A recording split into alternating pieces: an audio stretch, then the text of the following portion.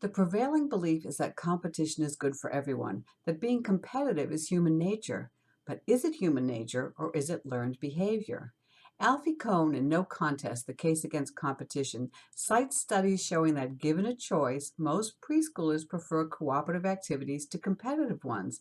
And in a New York Times essay, Nicholas Kristof told a funny story about trying to teach the traditional game of musical chairs to a group of 5-year-old Japanese children who kept politely stepping out of the way so their peers could sit in their chairs.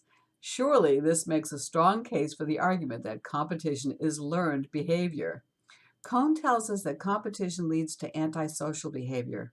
Cooperation, on the other hand, fosters pro-social behaviors and is more conducive to psychological health, leads to friendlier feelings among participants, promotes a feeling of being in control of one's life, increases self-esteem, results in greater sensitivity and trust toward others, enhances feelings of belonging, and increases motivation. It all sounds good to me. So in this video, I'm going to share cooperative games that help show children how good it feels to work and be together.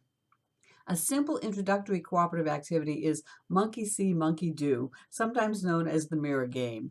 Once the children have paired up, ask one child to perform simple movements in place. Encourage the second child to imitate the partner as a mirror reflection. At your signal, the children switch roles. To play Bicycle Built for Two, group the children in pairs. Partners lie on their backs with the soles of their feet together and pedal. Invite the children to count how many times they can go round without breaking contact. A much more challenging activity that involves pairs of children with the soles of their feet together is Footsie Rolls. For this one, partners lie flat on their backs and then see how far they can roll without their feet breaking contact. It's hilarious but difficult, so you may want to wait until the children have ample experience with cooperation before trying this one. One of my favorite cooperative games, and one I often play in my trainings, is Switcheroo.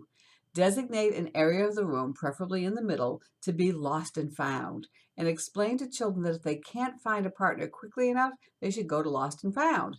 There, other children who haven't yet found partners will be waiting to join up with them.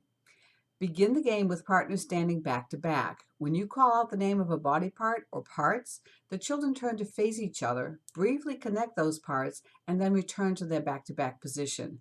When you call out switcheroo, children must get back to back with a new partner, and the game begins again as you call out more parts.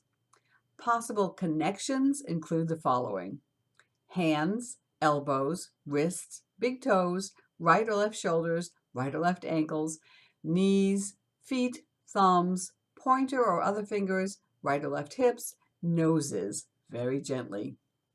There are also lots of possible group activities that help the children learn to work together and enjoy one another. A simple one is Pass It On, which requires a beanbag. The object of the game is for the children to pass the beanbag from one person to another without letting it drop. Start with the children standing in a circle. One child holds the beanbag and passes it to the child to his right or left. The process continues until the beanbag has come full circle. Then another child passes the beanbag in the opposite direction. Here are some ways to make this activity a bit more challenging. Ask the children to pass the beanbag using only the backs of their hands. Invite the children to gently toss rather than pass the beanbag. Because the children will be standing side by side, they can toss the beanbag lightly a few inches into the air in the direction of the next child. Have the children form two lines facing each other and standing less than 12 inches apart. Invite them to toss the beanbag back and forth, zigzagging down the lines. Challenge the children to pass the beanbag from and to the top of the foot. This one requires a lot of balance. Invite the children to pass the beanbag using other body parts. Possibilities include knees, elbows, and shoulders. To my way of thinking, there are many more opportunities in life to cooperate and collaborate than there are to compete. But where do children learn cooperation, especially when our society is so focused on pitting them against one another? Cooperation is a skill, and just like any other, it must be taught in early childhood. As always, I want to thank you for watching. To get a PDF with the script and slides for this video, along with a bonus activity, go to raypica.com and hover your mouse over Media at the top banner. Active Learning PDFs will pop up.